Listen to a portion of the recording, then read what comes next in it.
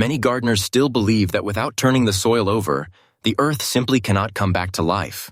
They picture a shovel as the only tool capable of creating a loose, rich layer where plants will grow willingly. Yet the more modern specialists study the inner world of the soil, the clearer it becomes that digging does not awaken the ground at all. Instead, it breaks the very system that makes the earth fertile. If you imagine the upper layer of soil, the one that lies just beneath your feet, you will find an entire universe there.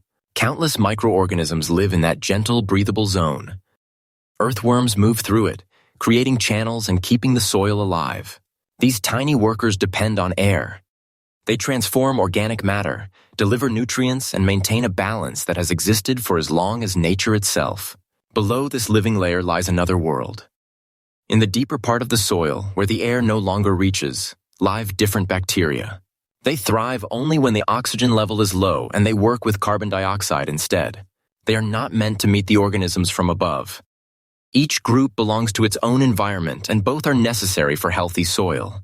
When a gardener lifts the soil with a shovel and flips it upside down, these two worlds collide. The organisms that needed air suddenly receive none. The bacteria that lived in the darker, deeper layer face too much oxygen. Both groups begin to die. The natural order disappears, and the ground slowly loses its softness, its richness, and its ability to hold moisture. Clay soils and loamy soils suffer even more. After digging, their structure breaks apart, and within a short time, the surface becomes compact again. A hard crust forms, and that crust blocks both water and air. The plants that try to grow there struggle to breathe and to drink. Their roots weaken, and diseases begin to appear more frequently. Modern agronomy suggests another path, a gentler one, a way of tending the soil that preserves what nature already created. Light loosening of the surface helps the ground breathe without destroying its inner structure. Mulch protects the earth from drying and keeps life inside it. Green manure plants help enrich the soil with natural nutrients. All these steps allow the ground to remain alive without heavy work and without turning it over again and again. A shovel does not create life. Nature does, and when we work against the natural order, the soil begins to fade. With constant digging, the earth eventually becomes lifeless. It loses structure, fertility, and even the ability to restore itself. Even if a gardener adds large amounts of fertilizer, the effect remains temporary. The ecosystem inside the soil needs years to rebuild. Earthworms return slowly. Beneficial bacteria return slowly, and until they do, the soil remains tired and empty. There is another hidden drawback that many people notice only when spring arrives. Weeds begin to grow earlier and faster on beds that have been dug in autumn. On the surface of undisturbed soil, weed seeds often remain exposed to cold and moisture. Many of them do not survive winter. But once a gardener flips the soil, these seeds suddenly find themselves buried in a protected, comfortable layer where they remain safe through the colder months. Then spring arrives. The soil is turned again. The seeds rise to the warm and moist upper layer, and they sprout long before cultivated plants even begin to grow. They take the nutrients first. They take the sunlight first. They steal the moisture.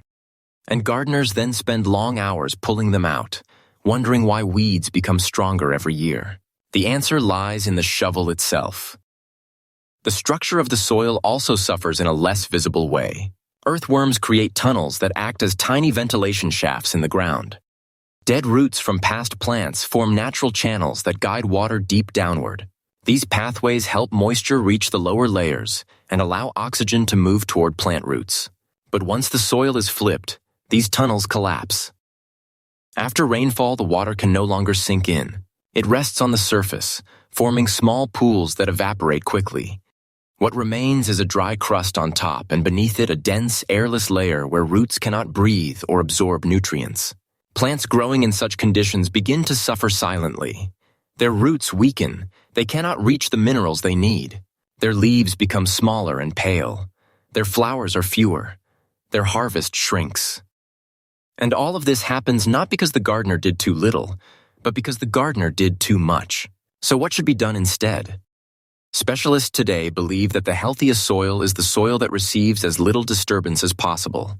Instead of flipping the earth, the gardener gently loosens the very surface with tools designed to work lightly.